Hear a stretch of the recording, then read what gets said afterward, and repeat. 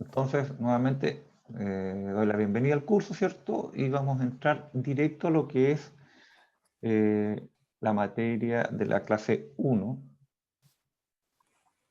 que es una introducción, ¿cierto?, a lo que es la estadística. Ustedes vienen de 2 ramos anteriores de estadística, por lo tanto, este ya es su tercer curso con respecto a este elemento, ¿cierto? Y me imagino que ya tienen hartos conceptos intrínsecos que ya tienen asimilados. Sin embargo, necesito introducirlos nuevamente para que podamos contextualizar. Bueno, la estadística dice ahí que es una disciplina que proporciona instrumentos e ideas que permiten usar datos numéricos para profundizar la comprensión de distintos temas. Y efectivamente es así, son herramientas muy potentes que deben ser utilizadas en forma adecuada. Muchas veces nosotros tendemos a clasificar la información de distintas maneras y tendemos a usar o hacer algunas afirmaciones basadas en datos que son poco potentes y que a veces entregamos promedios y hablamos de cosas que si no lo manejamos pueden ser muy contraproducentes. ¿Ya?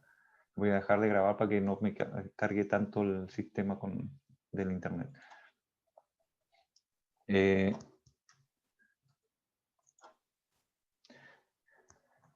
Y bueno, uno de los objetivos es cierto, es tratar de obtener información, esa información procesarla, analizarla adecuadamente y darle un contexto para poder hacer esas asociaciones posteriores.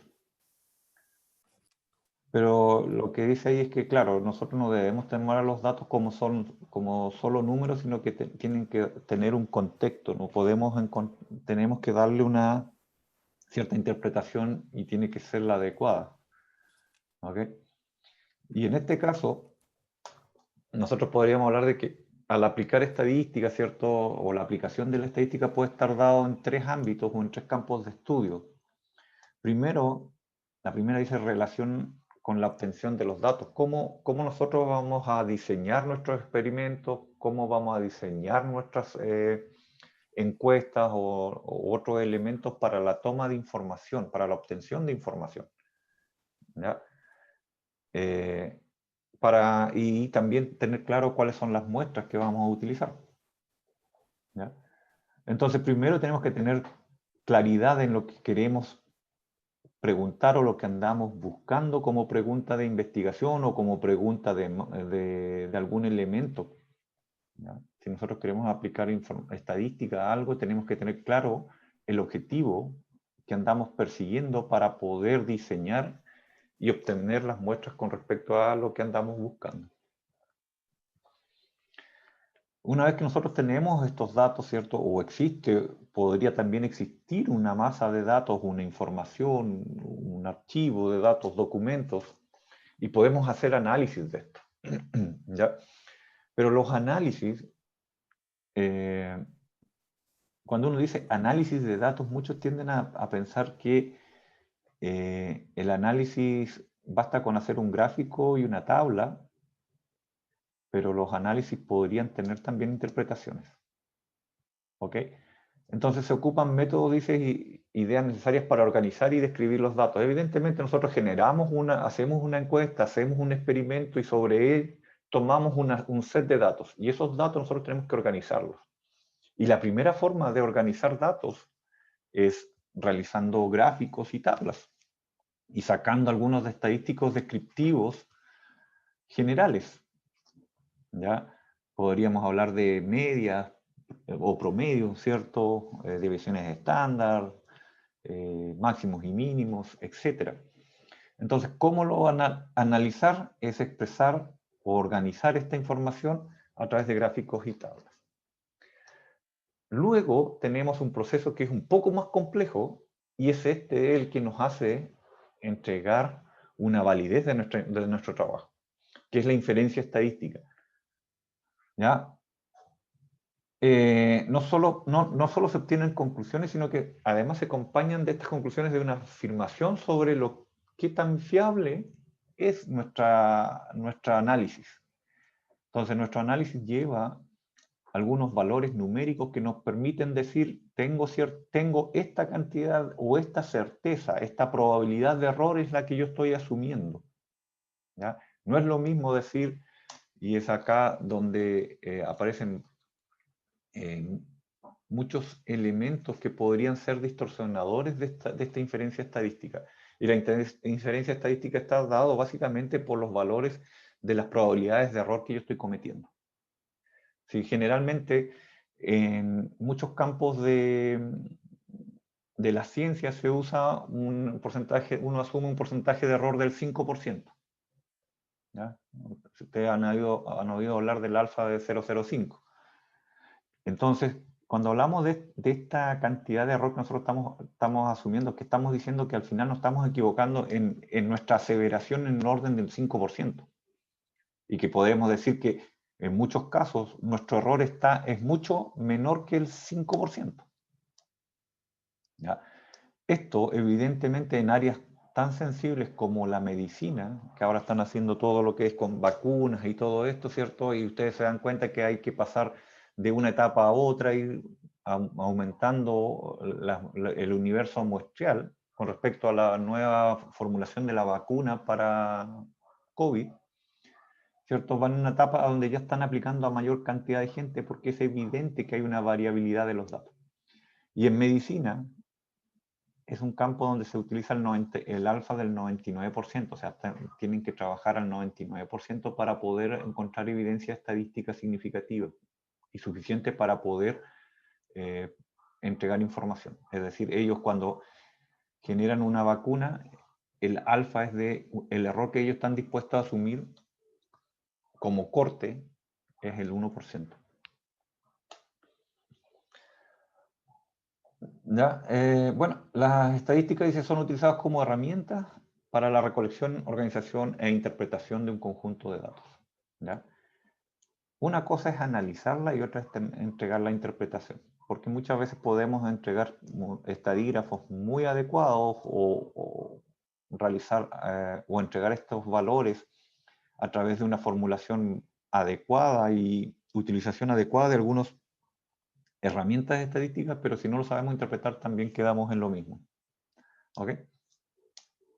La estadística es una disciplina objetiva, que es cuantitativa y que tiene una estructura jerárquica, es decir, tiene una secuencia de pasos que no hay que olvidar o que hay que siempre mantenerlos. ¿Ya? Esas secuencias de pasos ustedes los van a revisar todas con el profesor Hernández, así que yo les voy a hacer la parte más fome del curso, que es la parte teórica. ¿Ok? Y aplicación de la estadística tiene en todos los ámbitos posibles en los que ustedes quieran hacer algún análisis. En el aspecto social, en la salud, en temas de ingeniería, evidentemente, aspectos económicos y tecnológicos. Ustedes cuando tengan que presentar sus tesis de grado, van a tener que aplicar en muchos casos análisis estadístico. Cuando tengan que establecer la tendencia de un mercado, ¿cierto? Para los estudios de mercado se usa mucho. Cuando tengan que analizar sus datos que puedan recolectar, siempre es necesario y siempre es importante que tenga información de buena base y adecuada además.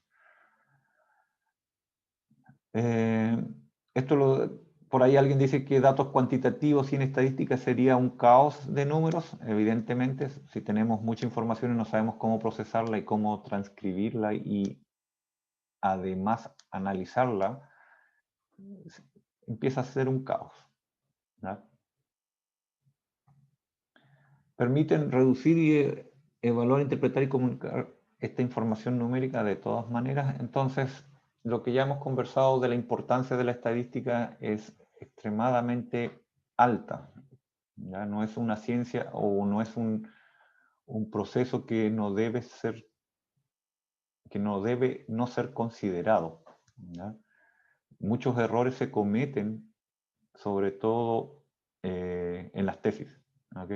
A mí me ha tocado revisar muchas tesis que hacen aseveraciones que no corresponden.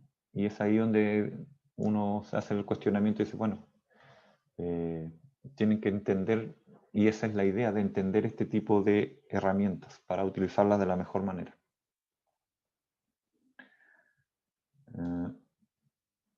Algunas definiciones.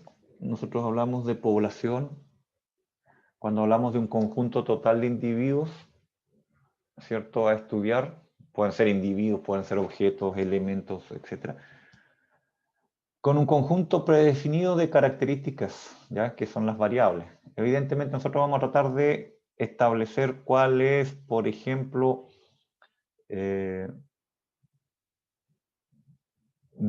podría ser el lugar lugar de origen de todos los estudiantes de la Universidad Austral. ¿Ya? Entonces, esa sería nuestra población. Y para que nosotros tengamos o podamos decir algo con respecto a esta población, que es la Universidad Austral, estudiantes, ¿cierto? El origen de los estudiantes, digamos, origen en términos de la ciudad de procedencia, ¿cierto? De dónde vienen. Tenemos un universo, tenemos una población que mostrar, que son todos los estudiantes. Sin embargo, en este caso existe un número definido de elementos, es decir, tenemos claro que son los estudiantes de toda la universidad. Ahora, el problema está en que no podemos mostrar a todos los estudiantes. Imagínense, estamos hablando recién solamente de la Universidad Austral. Entonces, podríamos hacer un muestreo para poder medir esta población. Y esta muestra es un conjunto de la población, que en general es un número también definido de elementos. Nuestra población podría ser finita como no finita, ¿verdad? Por ejemplo, si queremos evaluar la cantidad de diatomeas que hay en el océano, esa cosa debe ser espantosa. Entonces uno tiene que tomar una muestra. En este caso, volviendo al tema de la procedencia de los alumnos de la Universidad Austral, claro, nosotros tendríamos que tomar una muestra. ¿Y una muestra, qué podría ser una muestra de esa población? ¿Quién me podría dar alguna idea?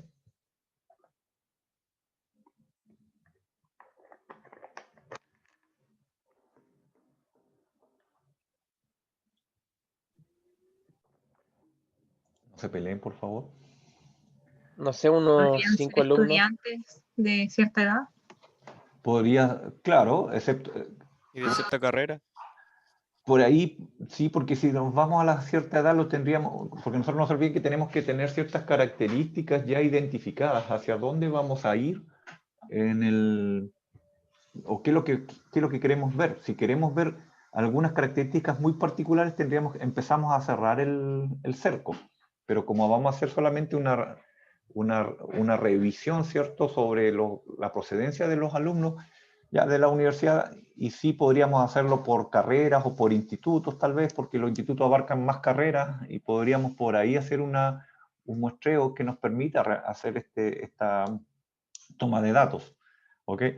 Evidentemente podríamos después tener algunas consideraciones y podríamos hacer algunas características o diferenciación dentro de estos grupos. Podrían ser, por ejemplo,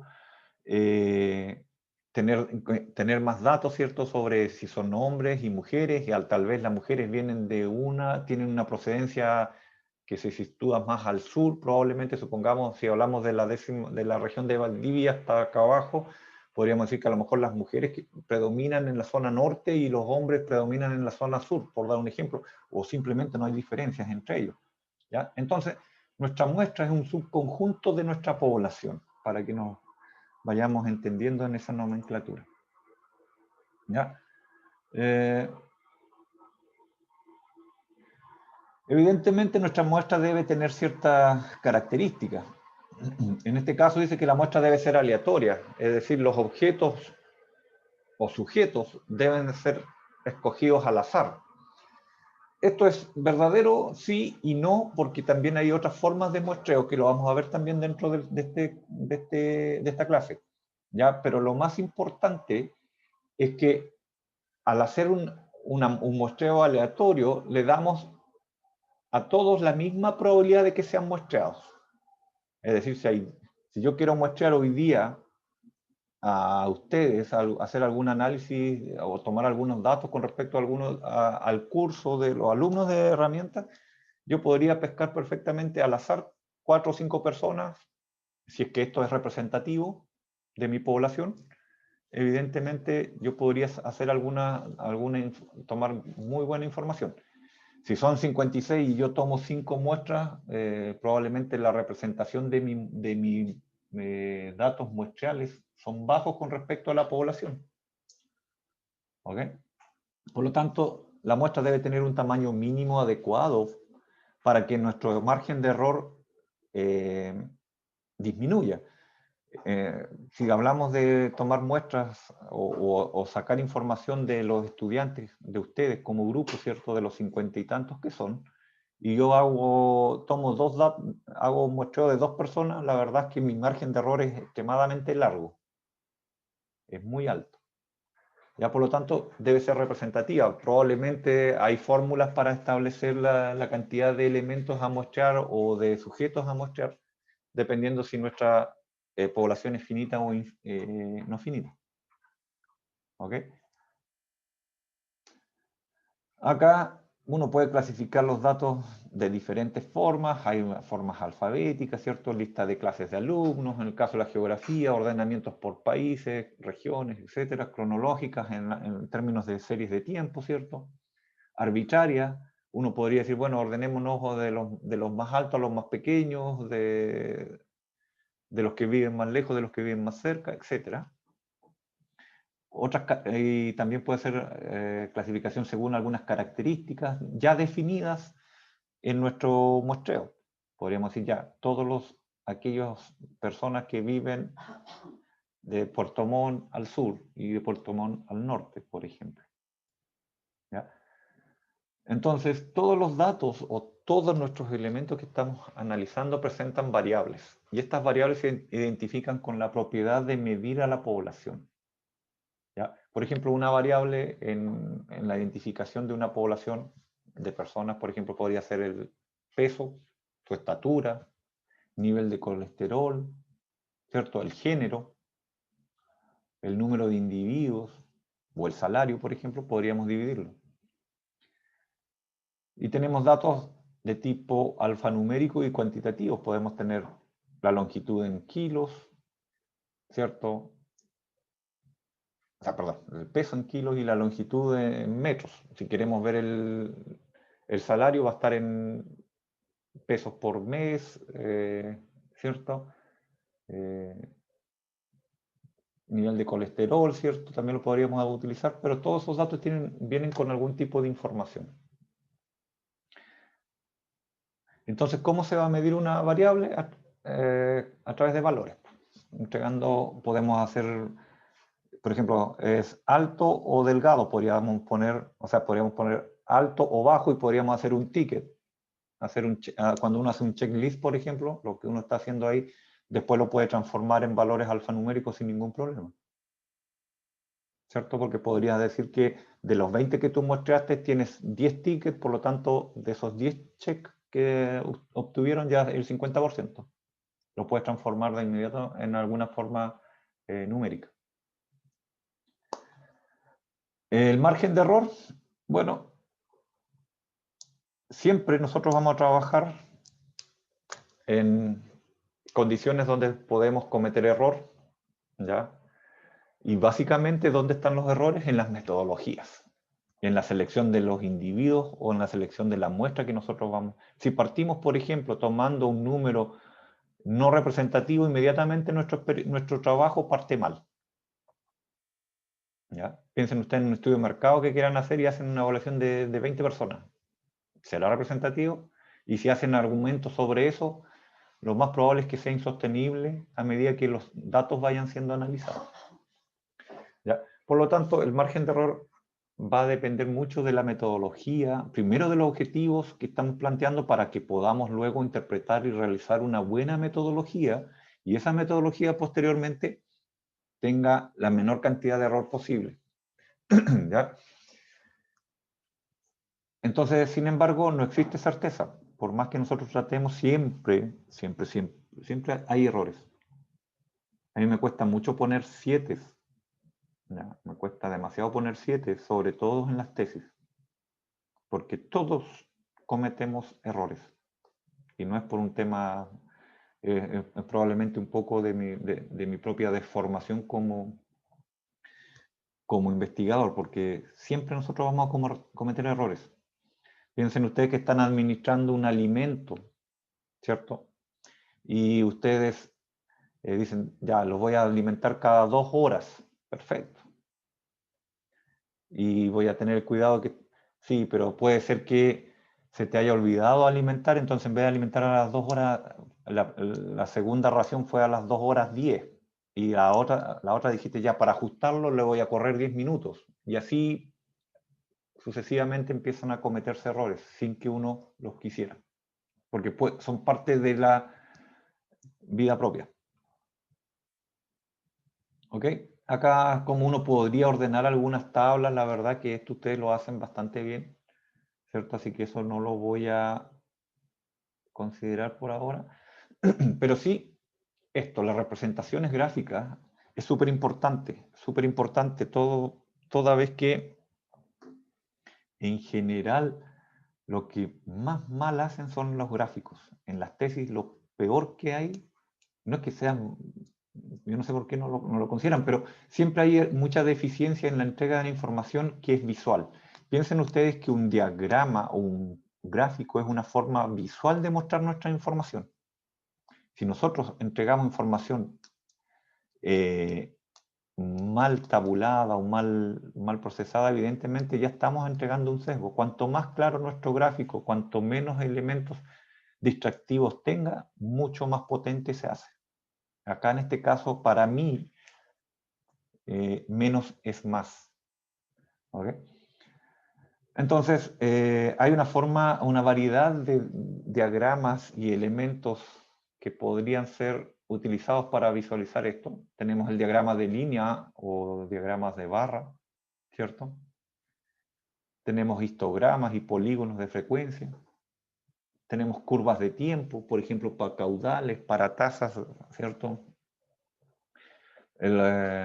Curvas de tiempo, por ejemplo, pensando en termodinámica, ¿cierto? La ley de Boyle, por ejemplo, usaba esto.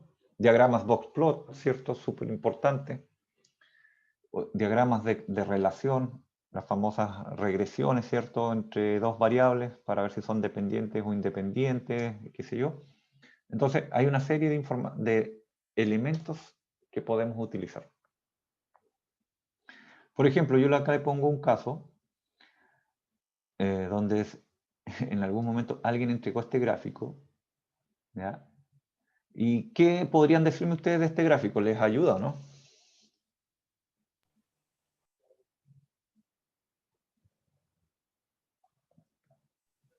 Chiquillos. Visualmente atractivo por lo menos. Visualmente atractivo. ¿Otro comentario por ahí? Gracias, Eric. Es intuitivo. Sí, diga. Profe, yo creo que estaría mucho más ordenado si los números podrían, o sea, un poquito más separados. Yo creo que faltó como que agrandar un poco el gráfico para Ya. que los números se puedan ver claramente. Mm. Creo que ahí estaría bien. Sí. Bueno, bien, ¿ok? Suena súper bien. O sea, todo es atractivo, sí, es muy atractivo, pero vamos por partes.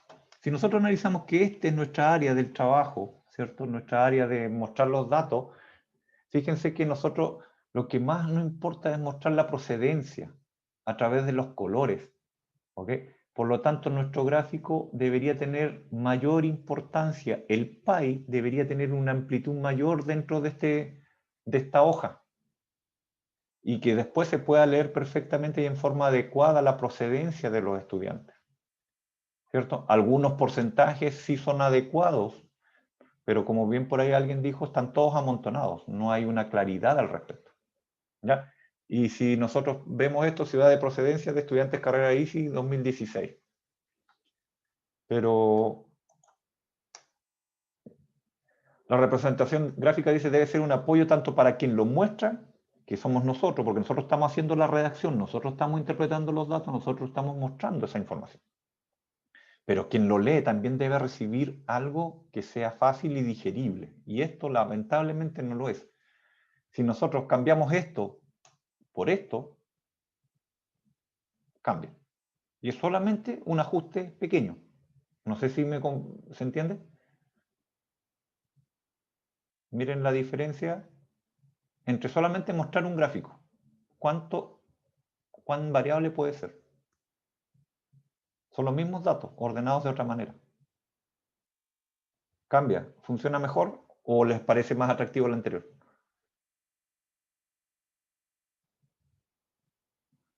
Y ocupamos el mismo espacio. Así que creo yo que este gráfico representa bastante más en forma más adecuada esta información. Acá hablas de cierta desprolijidad en la forma de presentar tus gráficos, de tus datos, porque estás metiendo los números, ni siquiera te diste el tiempo de segregarlos un poquito. Entonces acá uno trata de mejorarla. Y esto es mucho más digerible, sin lugar a dudas. Y claramente podemos ver que Puerto Montt y Valdivia son las dos ciudades que tienen, Puerto Montt, Valdivia y Osorno son las tres ciudades que aportan más estudiantes durante ese año. ¿Ok? Acá tengo otros gráficos de barra, o sea, muchos gráficos, ¿ya? Y que pueden ser modificados de otra manera, porque por ejemplo en este gráfico de acá arriba, que lo tomé de una revista, ¿ok? Y yo que trabajo en lo que es investigación, en las revistas de investigación también hay errores, ¿ok? Nosotros cuando yo estaba en Japón en mi doctorado, nosotros teníamos análisis de papers y nos tocó revisar muchos papers, muchos. Y dentro de eso a mí me tocó una vez, o sea, no, pero presenciamos varias veces que papers que vienen de Nature, que Nature es una de las revistas de más alto impacto en el mundo, donde van a publicar los tipos que son Nobel, ¿ya? Esos tipos igual se equivocan. Nosotros encontramos errores en ese momento, varios. Entonces no crean que también existen errores en ese tipo de información. Así que si ellos cometen errores, nosotros deberíamos cometerlos. No tenemos por qué no cometerlos. Ya por eso la perfección está muy lejos del ser humano, creo yo. Entonces, esta es una forma que ellos tenían de presentar los datos, ¿cierto? A través de una tabla más un gráfico. Caso error porque las dos cosas están diciendo lo mismo. ¿Ya? O presentamos una tabla o presentamos un gráfico, pero no ambos, porque es repetitivo. Y además no tiene referencia, esta figura carece de información en las leyendas. ¿Ya? Las leyendas son estos elementos que uno pone debajo de las figuras y que podría dar explicación de lo que estamos mostrando en el gráfico, que es súper importante. Primero acá nosotros tenemos los millones de toneladas. Nosotros en general yo pido que acá abajo se dice trigo, cebada, avena, centeno, independiente de esto tiene que ir de qué estamos hablando. Y esos son los tipos de cereales o las unidades. Todos los ejes de X, o sea, todos los ejes, tanto X como Y, o Z, si es que hay que hacer un tridimensional, deben llevar los elementos que se están incorporando con sus respectivas unidades. Producción, por ejemplo, ¿cierto? En miles de toneladas. Y es el mismo gráfico, pero no necesitas tener una tabla y un gráfico al mismo tiempo. Pero como les digo, lo importante a lo mejor siempre es utilizar las leyendas de una manera adecuada. Acá hay otro gráfico donde es evidente que esto es un 100%, ¿ok? Pero para quien no entienda podría decir que es 100.000, 90.000, ¿ya? Entonces, todas estas formas de interpretación, ahí hay histogramas, gráficos de dispersión, ¿cierto? Ya vimos los gráficos de torta. La idea es mostrar una buena información. La tabla, generalmente las tablas se utilizan más para ordenar la información, para entregar una secuencia ordenada de información. Y los gráficos es la mejor manera de mostrar esa información, para mí. A lo mejor existen otras personas que dicen que tanto tablas como gráficos son igualmente representativos. Para mí, las tablas para ordenar y los gráficos para mostrar. ¿Ok? De todas maneras, hay mucha literatura, es solamente mi apreciación, no es la que yo le estoy imponiendo, solamente le estoy diciendo que en mi caso funciona de esa manera. Parámetros y estadígrafos, bueno, estimadores. La inferencia estadística dice relación con aquellos procedimientos estadísticos que permiten generalizar los resultados obtenidos de una muestra desde una población, es decir, ver la deducción. Mientras que un parámetro es un valor conocido de la población. El promedio, por ejemplo, de la edad poblacional, el promedio de ingresos y la inferencia estadística, entonces son algo que me permita decir que los promedios o el ingreso hay variaciones, son mayores, son menores, son iguales, etc. El estadístico es un valor calculado a partir de los variables muestrales. Por ejemplo, un elemento, un KPI, ¿cierto?, que me podría medir la eficiencia o algún indicador. El estimado muestral se utiliza para aproximarse al valor de la población. En definitiva, nosotros todo lo que estamos haciendo a través de las muestras es acercarnos a lo que está ocurriendo e interpretar de la mejor manera posible lo que está ocurriendo en la población. Volvemos al ejemplo de la revisión de la procedencia de los alumnos de toda la Universidad Austral. ¿Ya? Nosotros a través de la toma de muestras de distintas carreras o distintos estudiantes de distintos institutos, nosotros lo que vamos a hacer es tener cierta información que podríamos representar a toda la población. ¿Ya? Entonces, si nosotros tenemos a nuestra población acá, a nuestra población, ¿cierto?, al universo muestral, nosotros tenemos una media que va a ser la media poblacional, que vamos a llamar mu, y vamos a tener una muestra que vamos a sacar de la población. Y esa la vamos a llamar X. ¿Ya? Tenemos una muestra entonces que proviene de una población que van a tener, ambos son medias. Esta es la media poblacional y esta es la media de la muestra.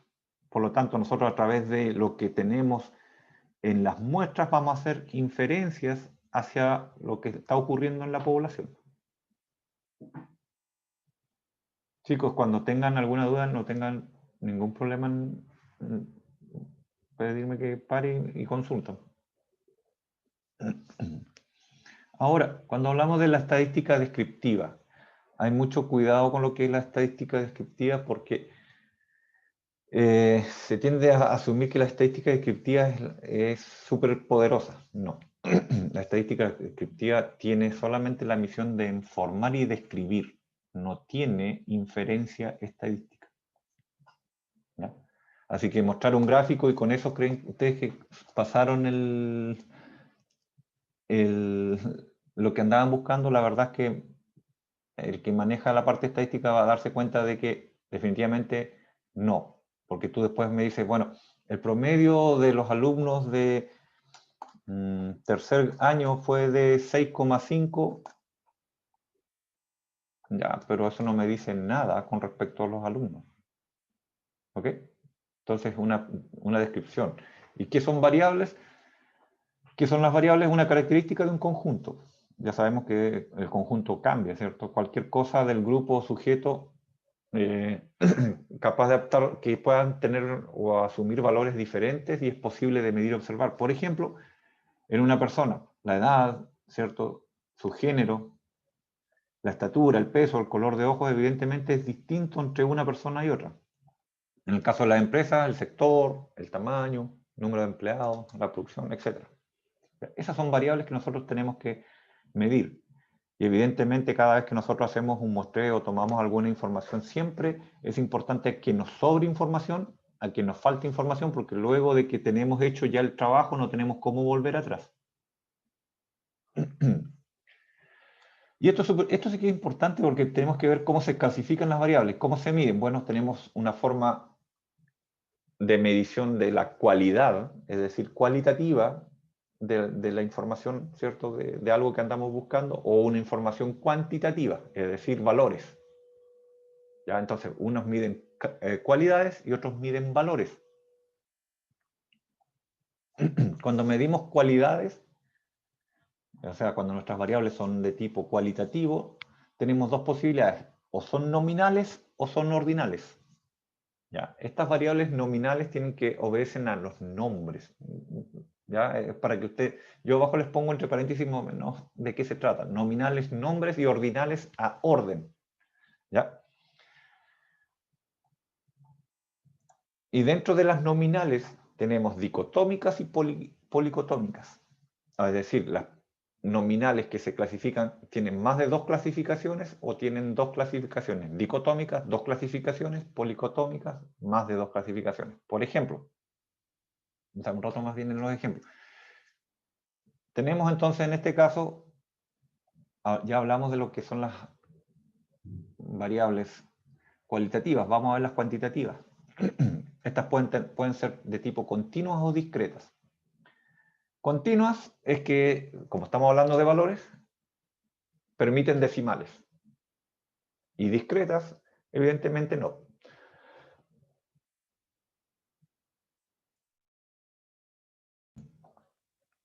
Ok, entonces, si nosotros vamos a nominales, ¿cierto? Vamos a dar nombres.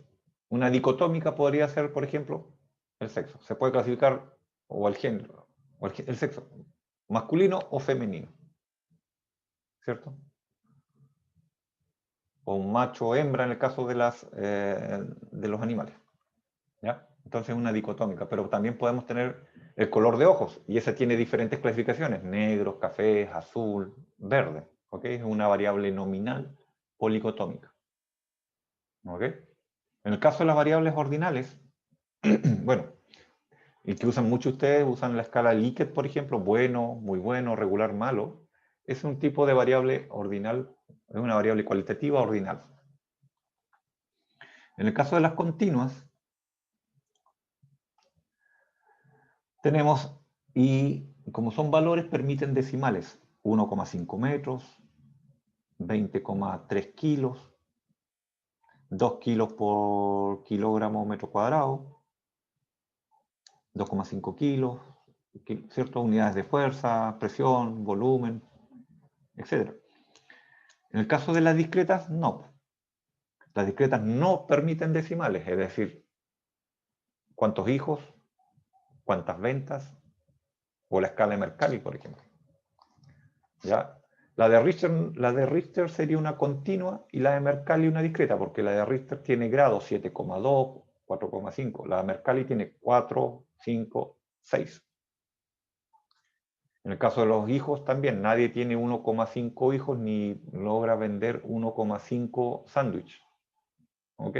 Entonces son unidades que no permiten decimales.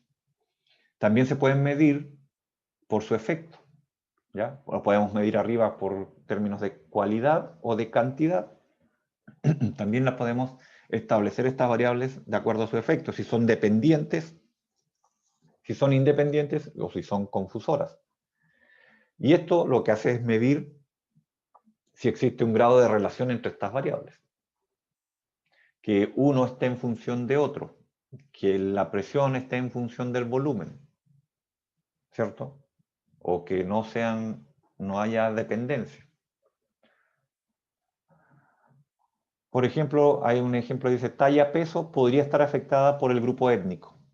Sí, perfectamente. Si hacemos por ejemplo, si queremos hacer una medición de talla-peso a través del mundo, evidentemente los chinitos o los japoneses, los asiáticos en su mayoría son bajitos, por lo tanto un índice en torno a talla-peso evidentemente podría ser muy distinto a lo que podríamos presentar en otros países nórdicos, por ejemplo, donde los tipos son extremadamente altos y bastante robustos, y así sucesivamente. Estadística descriptiva, cuando hablamos de lo que es la estadística descriptiva, chiquillos, vamos a hacer referencia a los estadígrafos. Y tenemos estadísticos de tendencia central y estadísticos de dispersión o variabilidad. ¿Ya? Entonces, cuando hablamos de estos dos elementos, nosotros esperamos que ustedes puedan entender estos términos y lo manejen bastante bien y lo puedan interpretar. Tenemos estimadores de tendencia central, la media aritmética, que no es nada más que el promedio. Cuando ustedes calculan sus notas, ¿cierto? Sacan el promedio, es la suma de las observaciones dividido por el total del total de observaciones. La mediana, en cambio, porque estamos hablando de estimadores de tendencia central, de nuestros datos, ¿cierto? Si yo tengo un 7 y un 1, mi promedio es un 4. En la mediana, ¿cierto? Es el valor medio cuando las observaciones son ordenadas de menor a mayor. Por ejemplo, acá teníamos un set de datos del 2 al 9, se ordenaron, y la mediana sería el punto medio entre 5 y 6. Es decir, acá podríamos decir que podría ser 5,5 el promedio, la mediana. ¿Ok? Otros hacen el número de muestras dividido por 2 y con los valores donde estén, ahí se va a encontrar esa mediana. ¿Ya? Todo esto ya lo hacen los software. Yo lo que estoy explicando es cómo se obtienen y cómo es la parte teórica. Ustedes van a ver la parte práctica. Cuando quieran establecer mediana, media y moda, ustedes hacen un clic y van a aparecer todos esos indicadores. ¿Ok? Lo que yo estoy haciendo es darle la conceptualización. La moda, ¿cierto? Cuando muchos dicen es que está de moda, es bueno, de cierto modo tienen algo de razón porque es el valor de la variable más observada. Entonces, si nosotros vemos este set de datos de acá abajo, nuestra variable que es más observada es la de 53. ¿Ok? ¿Cuál es la desventaja de una media? Y aquí donde igual es súper importante, nosotros generalmente nos han bombardeado por años con datos de promedio. ¿Ya? Entonces, cuando nosotros hablamos de promedio, a mí se me cae un poco el pelo, y eso que tengo bastante, en el sentido de que la media, acá dice que tiene una desventaja, que se ve afectado por valores extremos o outliers.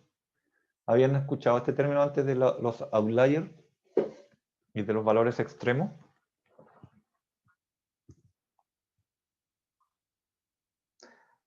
Estos valores dicen relación con aquellos valores que se alejan por mucho de la media. Yo los voy a llevar a un caso. Si nosotros tenemos este set de datos con estos valores que están representados acá, la media, como es una medida de tendencia central, lo trata de ajustar en la mitad más o menos. Así, muy a grosso modo. Por lo tanto, este valor de acá está afectando seriamente nuestra media. Si ustedes se dan cuenta, lo tiró muy para acá, lo corrió mucho de este lado, porque uno podría decir, bueno, esto está por acá más o menos. ¿Ok? Entonces, ¿qué es lo que hace? Uno dice, bueno, este dato es atípico y uno lo puede eliminar sin ningún problema. Y perfectamente ahora, si ustedes se dan cuenta, la media, una vez eliminado el dato, toma un valor relativamente más aceptable. Pero al no estarlo, la influencia de este valor atípico sobre nuestras variables o sobre nuestra media, llamémosle media muestral en este caso, lo tiende a mover un poco hacia la derecha. ¿Ya? Esto, un claro ejemplo es el sueldo promedio de Chile. ¿Cuánto gana un trabajador chileno promedio? Don Axel, ¿qué me dice usted?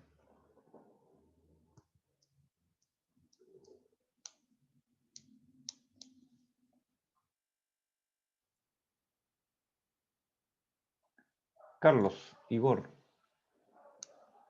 O alguien que me apoye, que me diga que quiere. ¿Aló? ¿Sí? ¿Aló? ¿Aló? ¿Se escucha? Dale. Eso. Sí, súper. Yo creo que unos 400.000 pesos. 400.000 pesos. Perfecto. ¿Sí? ¿Alguien más puede decirme valores? Vamos a apretar un clic y decir un valor.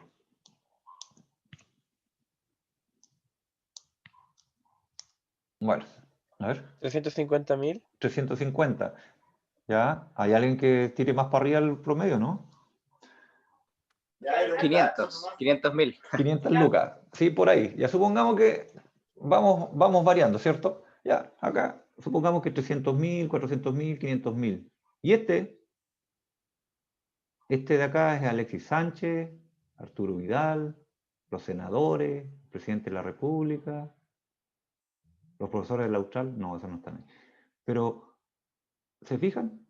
Entonces, si nosotros decimos nuestro promedio de Chile de sueldos están también influenciados por aquellos que ganan mucho dinero. Por lo tanto, malamente, nuestro promedio podría ser un buen indicador. Porque primero, yo no sé cuál es la variabilidad que tengo de mis datos, que lo vamos a ver un poquito más adelante. Que tú me digas que el sueldo promedio en Chile es de 500 lucas, anda a explicarle al 30% de las personas que tienen sueldo mínimo. O anda a decirle a un senador que tiene el sueldo de Chile es 500 lucas. Se ríe en tu cara porque ese tipo gana 6, 7 millones de pesos. ¿Te fijas? Y Vidal y todos estos chicos que ganan un montón de plata, que pueden vivir 5 veces su vida con el dinero que tienen, están acá. Por lo tanto, nuestro promedio está muy mal estimado. ¿Ok?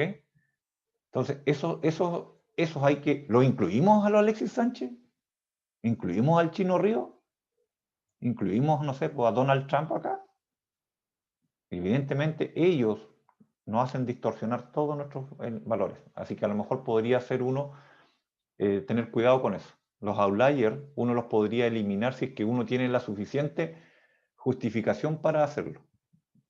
Y si no, bueno, si no podemos utilizar esto, la mediana funciona mejor que la media cuando existen distribuciones asimétricas.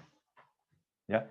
En este caso, la mediana lo ubicaría de una mejor manera, porque lo considera, pero lo mete en un gran rango.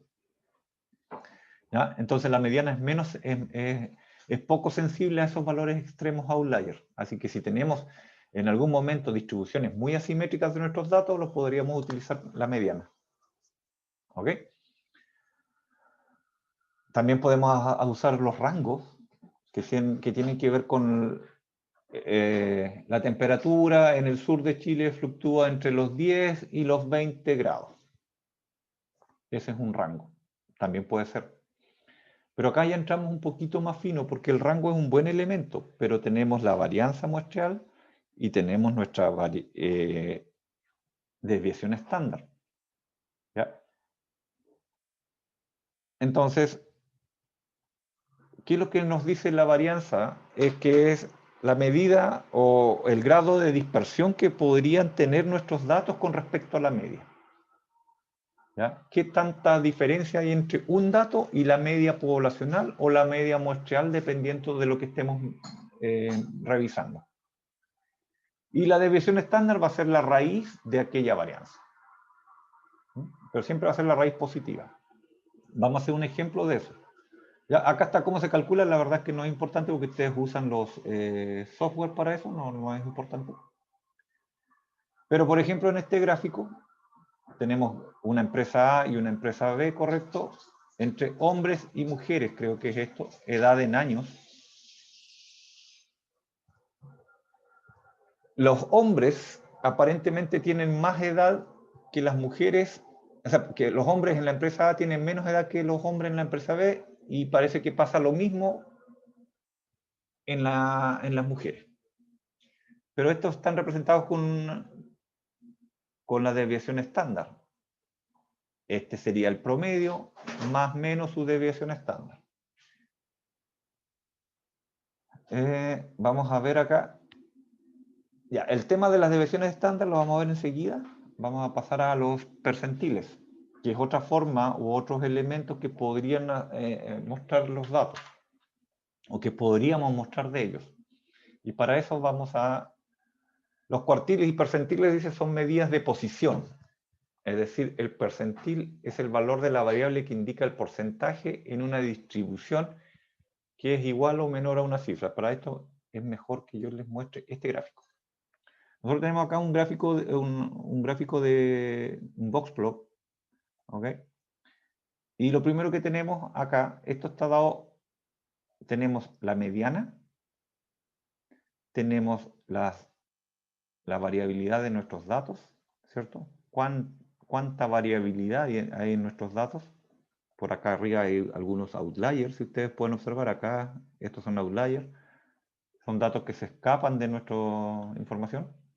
Entonces nosotros cuando hacemos los cuartiles, ¿qué es lo que estamos haciendo en definitiva? Nuestro primer cuartil fácil de identificar es la mediana.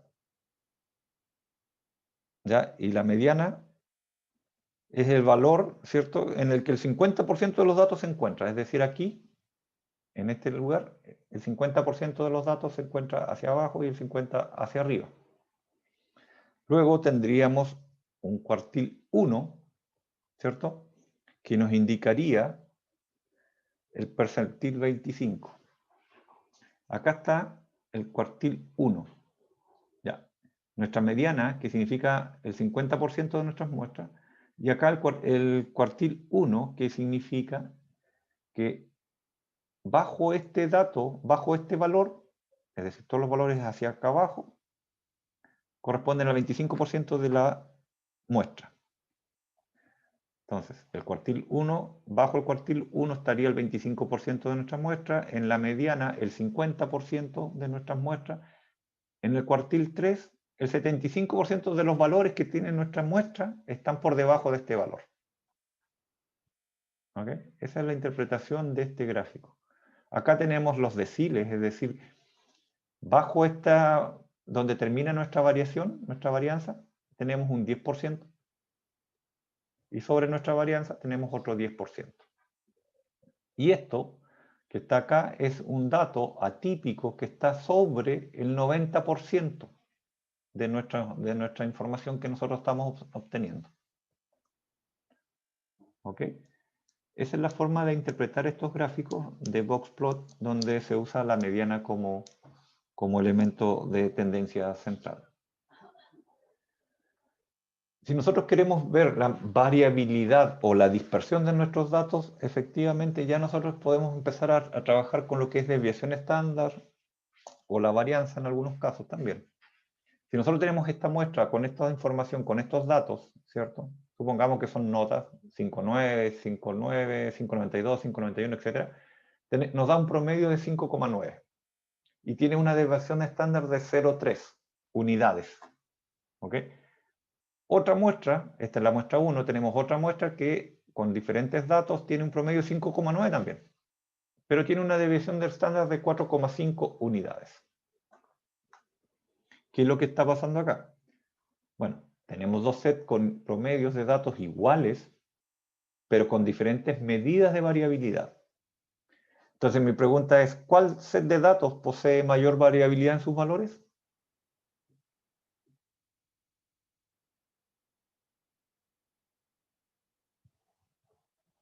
Chiquillos.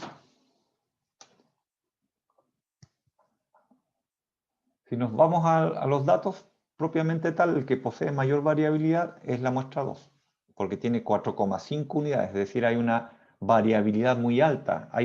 Hay personas que se sacan, supongamos que estemos, tienen 4.2, no hay nadie que tenga 7.5, pero supongamos que fuera así, o que tienen 4.2 pasos y hay otro que da 7.5 o 7.8 pasos. Hay otros que dan 3.78 pasos. Y en este otro grupo, todos tienen 5.9, 5.9, andan cerquita del 5.9, andan muy cerca. De hecho, hay 0.3 unidades de diferencia. ¿Ok?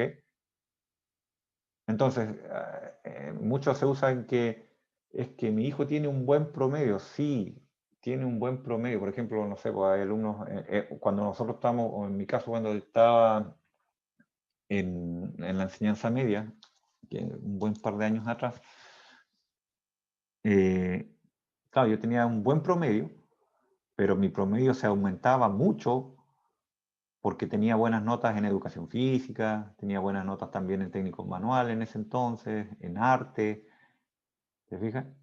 Entonces, son esos los que hacen que la variabilidad sea muy alta, ¿no?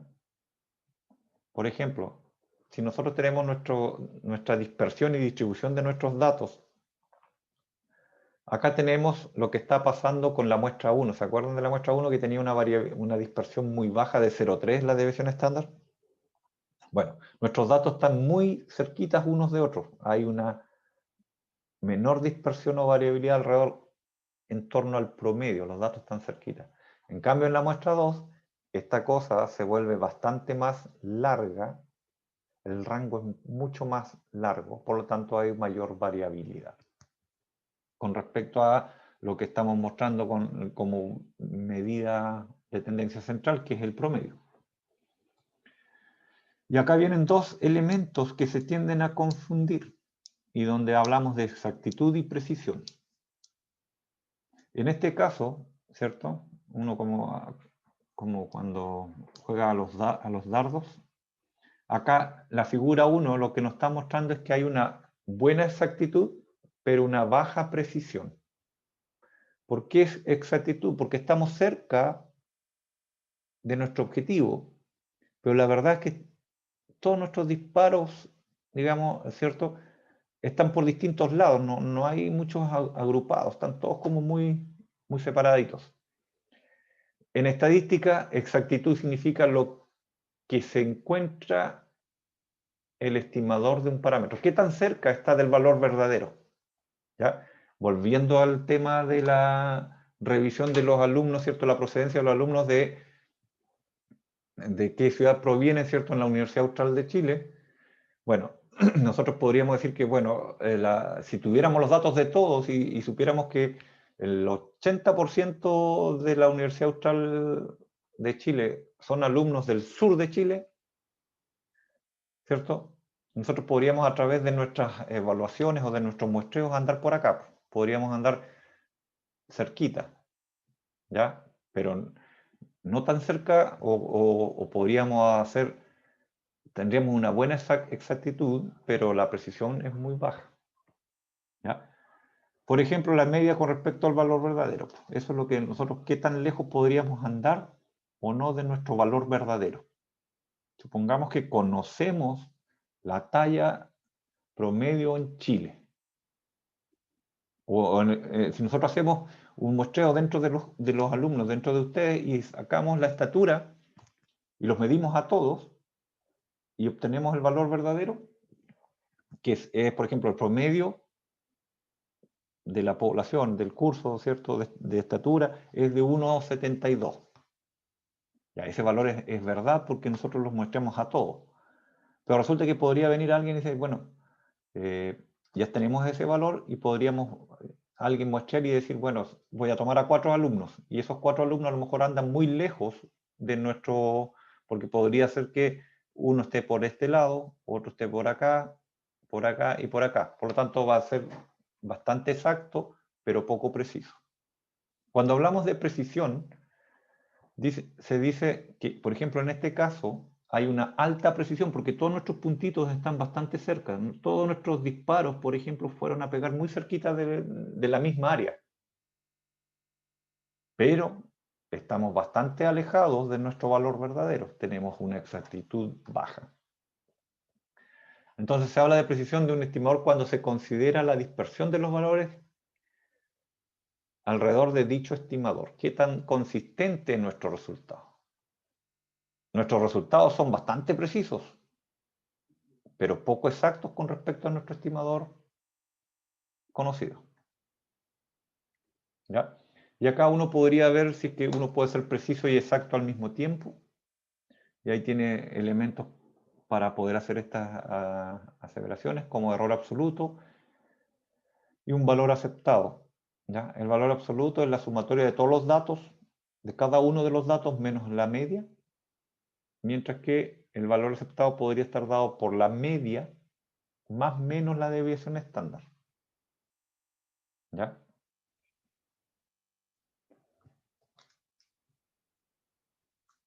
¿Tienen alguna duda hasta el momento, chiquillos? Sé que es un poco pesado el tema conceptual, pero es súper importante.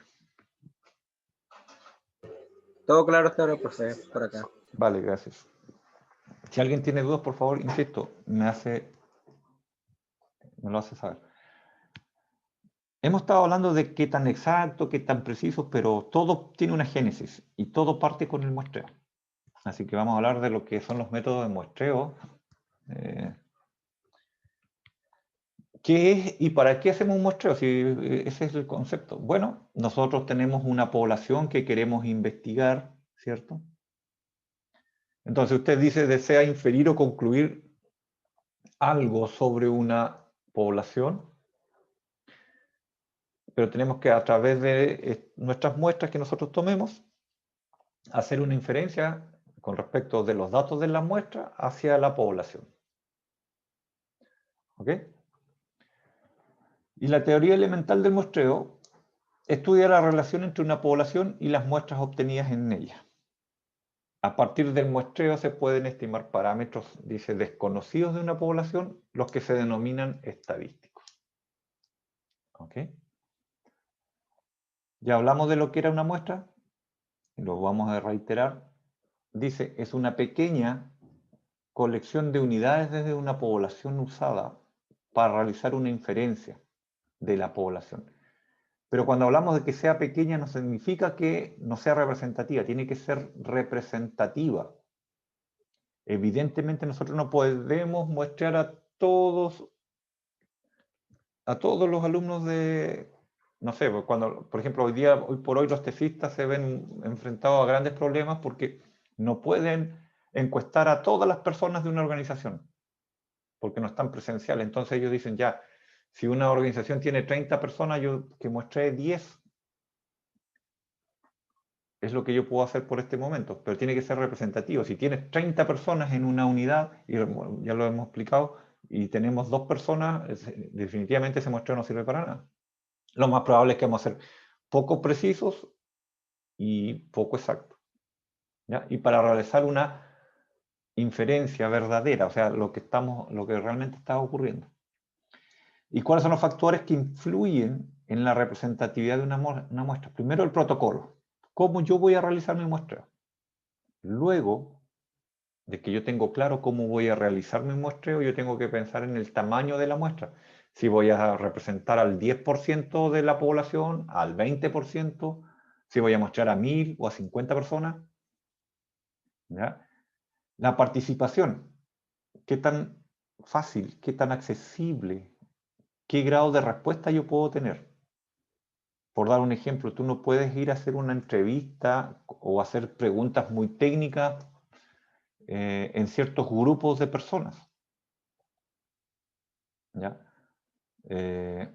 Tú no le podrías ir a hacer, no podrías ir a hacer una entrevista a, no sé, por ejemplo, a un hogar de ancianos sobre la conectividad hoy en día. Es un mal elemento para considerar. ¿Ya? Etcétera, etcétera. Balance entre costo, calidad de información. Eso es súper importante. Y eso limita muchas veces los protocolos y además influye sobre el tamaño de la muestra, porque evidentemente tú no lo puedes mostrar todo. Es imposible. Y si es posible, es muy caro. Entonces ahí hay que tener un análisis costo-eficiencia de la muestra. ¿Ok? Acá hay un proceso del diseño de muestreo. Definimos la población en primer lugar. Determinamos qué es lo que le vamos a medir a este grupo. ¿Cierto? Eso es definir el marco de muestreo. Primero definimos ya 50 personas. Ya, pero ¿qué vamos a medir de ellos? Le vamos a medir la estatura, el peso, todo lo que podamos ver a simple vista. A lo mejor podemos ver aspectos, alguna cosa que sí. Ese es el marco de muestreo. Determinar el procedimiento. ¿Cómo lo vamos a hacer? Y eso es súper importante porque acá nos encontramos con dos formas. Tenemos un muestreo probabilístico y uno no probabilístico. Dentro de los no probabilísticos tenemos dos tipos de muestreo. Un muestreo tipo o por conveniencia. Y mientras que en el muestreo probabilístico tenemos un muestreo simple aleatorio, uno estratificado o uno clusterizado. Una vez que ya elegimos el procedimiento o el tipo de muestreo que vamos a utilizar, vamos a determinar el tamaño de la muestra. ¿Ya? Y finalmente ejecutar nuestro muestreo. Ese es un diseño de un procedimiento o un diseño de muestreo. De esa manera se realizan los muestreos. ¿Ok? En el caso de hacer un muestreo, por ejemplo, en el mar, evidentemente, no sé, determinar el marco del muestreo, si lo vamos a ir a muestrear en un lugar expuesto, no expuesto, si en la orilla de la playa, si a mitad del mar, qué sé yo, etcétera, y tomar todos los salvaguardos correspondientes.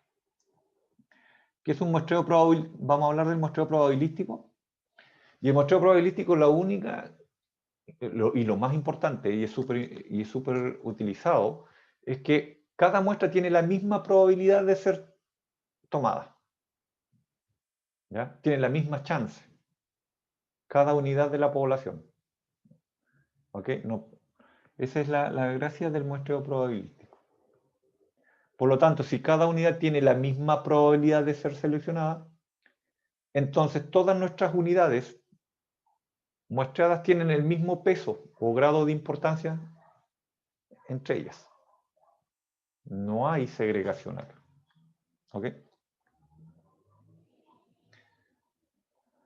Tenemos, y dentro de los muestreos aleatorios, ¿cierto? Muestreo aleatorio, que lo podemos hacer a través con números aleatorios, es decir, a través de tablas. Uno va a una tabla y dice, ya, a ver, hay unas tablas de muestreos aleatorios, ¿ok? Que ustedes las podrían revisar sin ningún problema, y donde dice ya, si tiene 50 y te va diciendo ya el 3, el 2, el 1, 7, 5, 4, esos son los valores. ¿Ya? Un muestreo aleatorio estratificado, aleatorios sistemáticos y por clúster. Ya definimos los no probabilísticos también, así que vamos al aleatorio simple. Todos los sujetos de la población tienen la misma probabilidad de ser elegidos. Es decir, si tenemos 10.000 personas en nuestra población y tomamos a 400, todos tienen la probabilidad de 0,04 de ser elegidos. O si lo llamamos a porcentaje, tienen un 4% de ser tomados en la muestra. Dice asignación un número a cada unidad de la población a estudiar. Por ejemplo, se establece una lista de individuos de una población, por ejemplo, a través del root, podría ser ficha técnica, ficha clínica o teléfono. Se podrían enumerar en forma consecutiva todos los elementos o sujetos usados y usando una tabla de números aleatorios o lotería podrías tomar tus muestras. ¿Sí? Por ejemplo, cuando hablamos de lotería, nosotros es como cuando haces la rifa. O la rifa o una lotería, ¿cierto? Hay X cantidad de números. Supongamos se hace una rifa con 50 números y todos las pones adentro de una bolsa, las mueves, las mezclas y todos tienen la misma probabilidad de ser elegidos. ¿Ya? ¿Cuándo se recomienda usar este tipo de muestreo? Cuando la población es pequeña, es bastante homogénea, es decir, no hay mucha variabilidad entre los integrantes de cada grupo o elementos a analizar, ¿cierto? Particularmente en la variable que estamos analizando. La población realmente disponible a muestrear, o sea, existe una población disponible a ser muestreada, estimadores estadísticos fáciles de estimar. Esa es una muy buena medida. Entonces, por ejemplo, si lo llevamos acá, tenemos un grupo de personas y uno toma muestras aleatorias, toma diferentes personas y este sería nuestro muestreo probabilístico.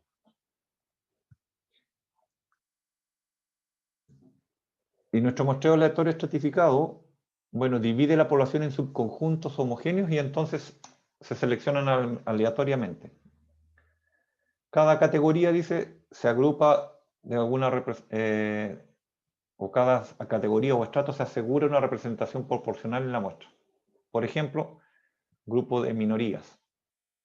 Otro ejemplo es clasificar por edad, por ejemplo, un aleatorio estratificado, decir, bueno, ya todos los menores, todos entre los que tienen 20 y 30 años.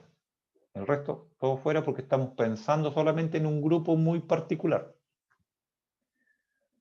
Todos aquellos que no sé, queremos ver obesidad, por ejemplo, evidentemente vamos a decir ya todos aquellos que pesen sobre 100 kilos.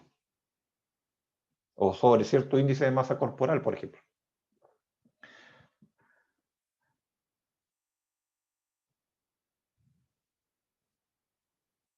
Ya, pero esto sí tiene algunas limitantes que cuando la población es heterogénea hay distintas categorías. ¿Ya? Cuando la población es muy heterogénea hay distintas categorías, por eso acá es súper importante usar este tipo de muestreo.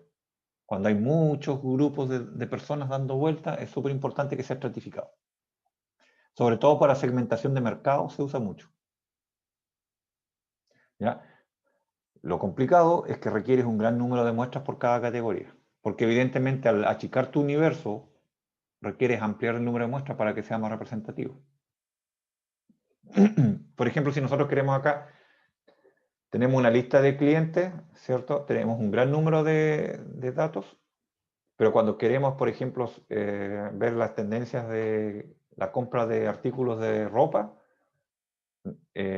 podríamos hacer una segmentación por ropa juvenil, ¿cierto? Entonces pescamos a todos los juveniles y después selección de submuestras podríamos hacerlo aleatorio o al azar. ¿Ya? Hay mezclas también de muestreos. Todo esto evidentemente tiene que estar claramente descrito en las metodologías de trabajo y en los procedimientos.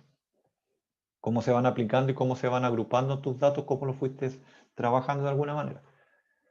Nuestro muestreo sistemático consiste en arreglar la población de interés de acuerdo a un esquema de ordenamiento. Eso es lo más importante. Por ejemplo, desde un listado de clientes de un banco, tú tienes una lista de clientes, tú puedes decir, bueno, ya como son, no sé, 10.000 personas, ya cada 10 personas yo voy a sacar uno. Uno lo establece antes. Dice, ya cada 20 es como, ¿dónde vas a tomar una muestra de suelo? Podría hacerlo, si lo quiero hacer sistemático, podría hacer cada 5 pasos, cada 10 pasos, cada 20 pasos. ¿Ya? Lo importante es que se mantenga ese sistema, que no cambie. ¿Ya? Entonces podría ser un intervalo del número de población dividido por el número de la muestra, para que puedas entender y se pueda entender el tipo de muestreo que vamos a aplicar. ¿Cuándo se recomienda? Primero, es una muestra fácil de seleccionar. Cuando tenemos una población de tamaño muy grande, es súper importante y súper accesible esta forma de muestrear. Si quieres muestrear, por ejemplo, la cantidad de personas que están con mascarillas en una fila y hay una fila eterna, tú dices, ya bueno, voy a medir o voy a hacer algo segmentado. ¿Ya? Cuando la muestra es uniforme, espaciada en toda la población de referencia, es decir, más o menos se comporta bastante, son personas bastante similares. En este caso es obvio, pero podríamos, por ejemplo, decir que cada 3 personas, el tercero lo vamos a mostrar. Pasan 1, 2, 3, el tercero lo tomamos en muestra, 1, 2, 3, lo tomamos en muestra, 1, 2, acá habría otro, y así lo iríamos revisando. Y nuestro último muestreo que vamos a revisar hasta acá es el muestreo clúster. ¿Ya? Grupos con ítems heterogéneos. Bueno, este muestreo de clúster se realiza en 2 fases. Primero, seleccionar áreas a muestrear y selección de muestras de respuestas al interior de cada población. Por ejemplo, una población dividida en clúster o unidades homogéneas. Por ejemplo, vamos a clusterizar en términos geográficos, por ejemplo, por regiones. Vamos a hacer un muestreo de clúster para Chile. Entonces el primer clúster, el más grande, regiones. Las unidades de muestreo son los grupos. Ya, vamos a hacer todos los trabajadores dependientes de Chile, pero por cada una de las regiones. ¿Ya? Y dice después que una muestra de los clústeres es seleccionada y todas las unidades desde los clústeres son estudiadas. Es decir, tenemos ya nuestro clúster y sobre ese clúster tomamos muestras. Y todas las clústeres que fueron, en este caso nuestro país, entonces tiene 16 regiones, las 16 regiones van a estar, ya están clusterizadas por trabajadores independientes, pero dentro de esos trabajadores independientes nosotros vamos a tomar muestras. ¿Ya? ¿Cuándo se recomienda? Dice, Se utiliza principalmente para políticas administrativas de gobierno y organizaciones de investigación privada. Por ejemplo, una política de vacunación, ¿cierto? Por ejemplo, podríamos clusterizar cuando venga la vacuna COVID, esperemos que salga pronto, ¿cierto? Ellos están diciendo, el gobierno ya ha dicho que va a hacer una vacunación segmentada. Está diciendo que ya la están clusterizando y van a clusterizar por grupos de riesgo. Entonces, evidentemente, en cada una de las regiones ellos van a tener que identificar los grupos de riesgo, es decir, los adultos mayores y los niños. Y ellos van a ser los primeros probablemente, ¿cómo se llama? Que van a ser beneficiarios de esta vacuna. ¿Ya? Entonces tenemos que establecer esos valores. Las encuestas presidenciales, claro, la mayoría de la encuesta se basa en lo que dice la región metropolitana porque es donde hay una mayor cantidad de votantes. Por lo tanto, el resto, probablemente regiones con muy poca densidad como la región de Aysén, por ejemplo, no creo que le llame mucho la atención muestrar, pues Punta Arenas tampoco. A lo mejor Punta Arenas no más y en Coyhaique a lo mejor se lo saltan. Acá en Los Lagos a lo mejor muestran Puerto Montt como unidad representativa. Y así sucesivamente.